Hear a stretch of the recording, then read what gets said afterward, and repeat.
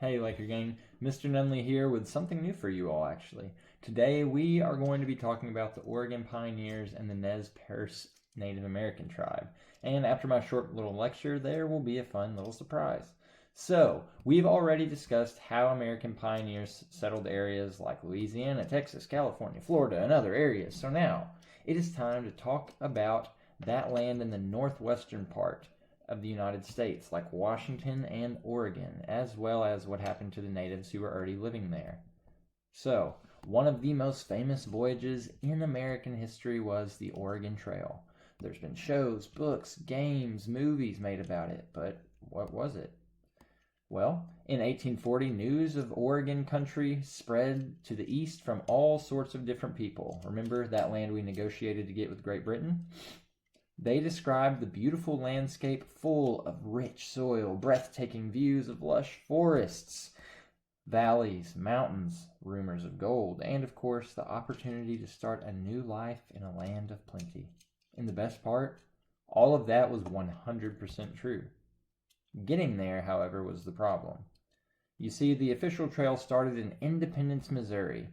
People would either sell all of their belongings or just leave most of them behind with other family. That's because they had to focus on carrying all the food and supplies they could for this 2,000-mile journey out west. It took over 1,000 pounds of food to feed just a family of 4 over this journey. The only other materials they could even afford to bring or fit in their wagons were just basic survival tools, spare parts, weapons for hunting, bedding, you name it. But that wasn't even the worst part.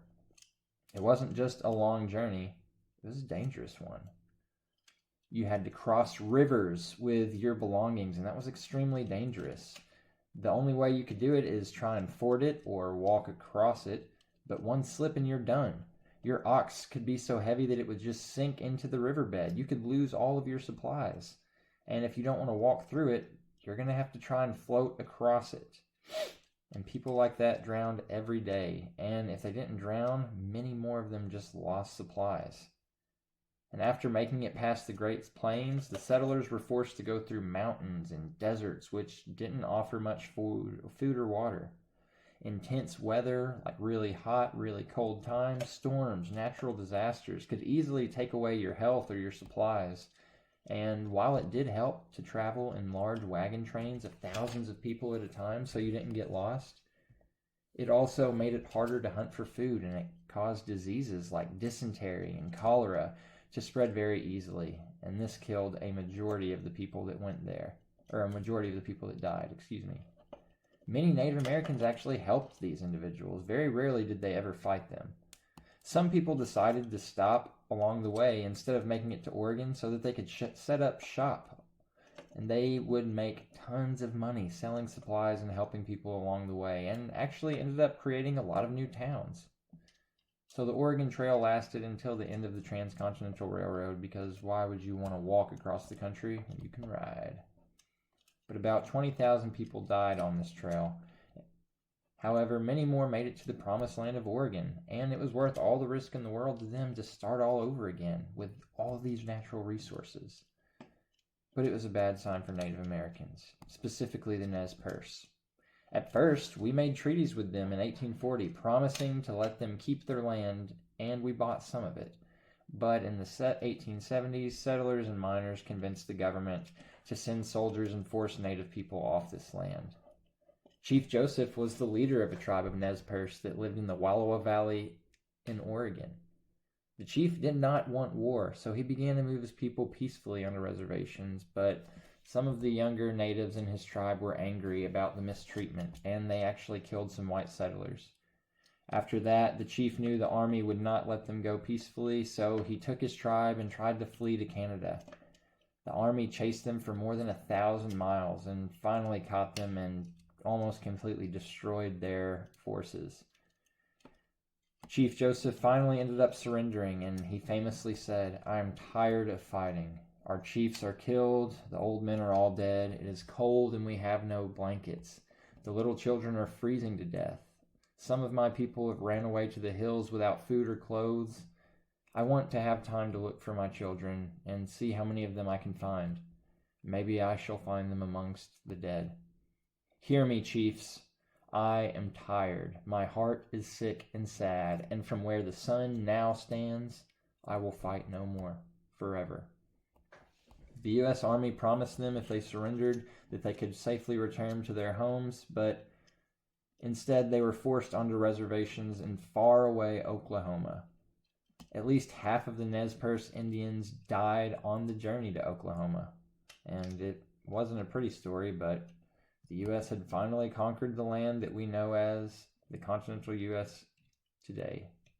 So, I know I didn't have a lot of funny clips to go along with this video, but that's because I decided to do the channel's first Let's Play instead. So I'm going to show you the famous classic simulation game, Oregon Trail, where I take a family on the actual Oregon Trail journey to try and survive and make it. And then I'll show you how to play at home too. Let's check it out. Let's go ahead and get started. So you can pick a job. I'm not going for points here, so I'm going for the big flex with the banker. We got tons of money. First name of the wagon leader, that's obviously going to be me, Mr. Nunley. However, the other four, I am going to use the winner of my class Zoom scavenger hunt. So that is going to be Gunner, Miss Steele, with a capital T for some reason, Maya, and Carl.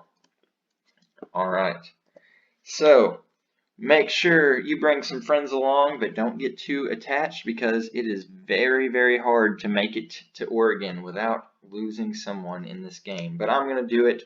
I'm doing it for all y'all. No man, woman, or child left behind. Alright, except for Hulk. Sorry, didn't have enough space. We are going to leave in June. Woo! $1,600. Oh my gosh. Alright, let's go check out what Matt's got at the general store. Don't tell me how to play this game. I'm no amateur. So first off, we need oxen to pull our wagon. You know I'm not doing it myself, so I'm going to get 9 yokes. A yoke is 2 oxen. I'm going to have a small army of oxen. Food, up next. Go ahead and get a literal pound of food. A literal ton of food. Clothes, up next. You know I want that full Gucci set. Gonna get 20 outfits. Okay, I'm gonna fast forward through traveling and hunting. Just gonna show you the main parts. Alright, gang, say goodbye to the family. It's time to go. Alright, we're gonna change a couple things really quick. We're gonna change our pace to grueling. We are flying. Let's see, food rations. We are also gonna be eating like kings. So your pace determines how fast you get there. We need to make it there before winter, and your food supplies are how healthy you're going to be. So let's go ahead and get started on that trail.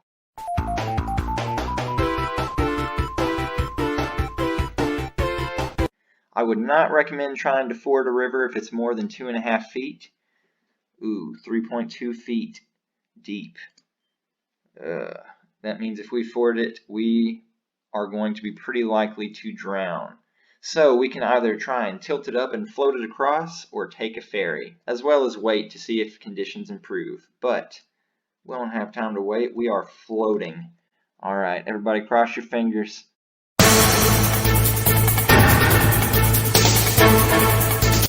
We made it. We made it. We're no amateurs. We know the trail well. Alright. And back to the road. Not looking around. We're just trying to get to Oregon, bro. 3.4 feet deep. Yikes. I don't like that. And there's no ferry. Looks like we're going to have to try and float across. I don't want to do anything too risky. We're going to wait. We're going to camp for a day. We're just going to hang out. And it is still super deep. Let's see if we can wait a little bit longer. It's even deeper. Clearly I've made a mistake. Let's just try and float.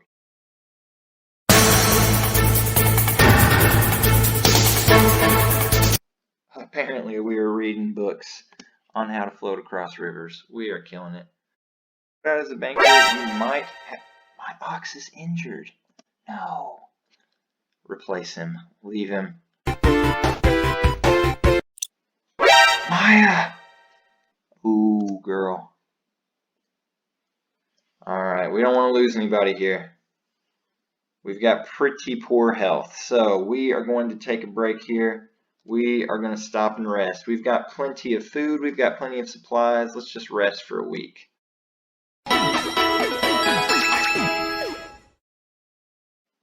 Fair health. All right. We're moving. Find an abandoned wagon. Obviously, we're going to loot it. Miss Steele has cholera. No! Miss Steele!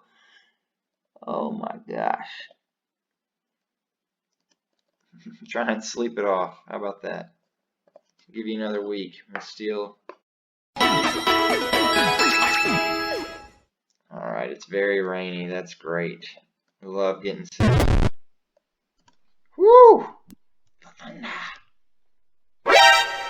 No!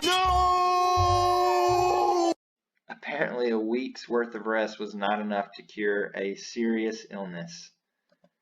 Very sad, but a very real threat in the Oregon Trail. Ooh, okay, let's check out that map real quick. Let's see where we're at so far. Man, we are moving. However, I'm going to drop some historical knowledge on your head. The Green River is a very dangerous river, so we're going to head for the fort. You know what? I think we deserve a break at Soda Springs. I can get the snakes out of my boot. Maya and Carl can wash their dresses. Gunner can stab the pond with a stick. And now it's back to the road. We are at the Snake River. Ugh. The Snake River is also a pretty tough river. Let's try and look around. Oh, jam! We've met a Native American.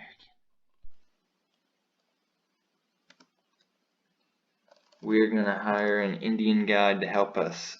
A Shoshone guide says that he will take our wagon across for 3 sets of clothing.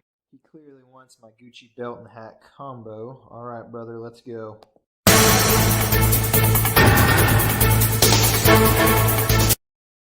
No problems, no problems, no problems. 113 miles to Fort Boise. Goodness, it's been about 3 months. We've got 200 miles to go. I think that deserves a break. Beautiful. Let's take a little break. Let's rest for a week. Alright, we're going to have to continue. Ooh. Ooh. Well, let's check the map. Okay. We're very close. Fort Walla Walla, sorry. Gunner! Just hold on, brother. Whoo, just an ox. Alright, why don't we try and don't want to lose anybody else. We learned our lesson with Miss Steele.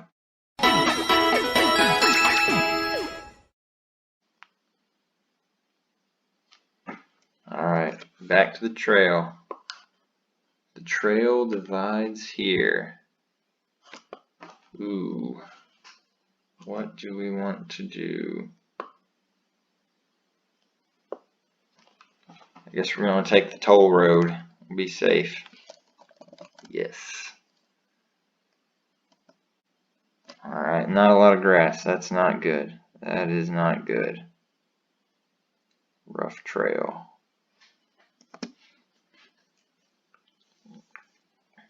We're alright. Oh, Gunner! Stop being unhealthy!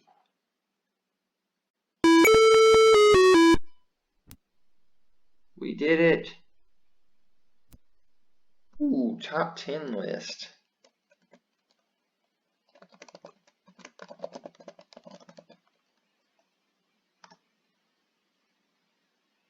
And there you have it. We made it. Well, almost all of us made it. Sorry, Miss Steele. But don't worry, she's fine in real life.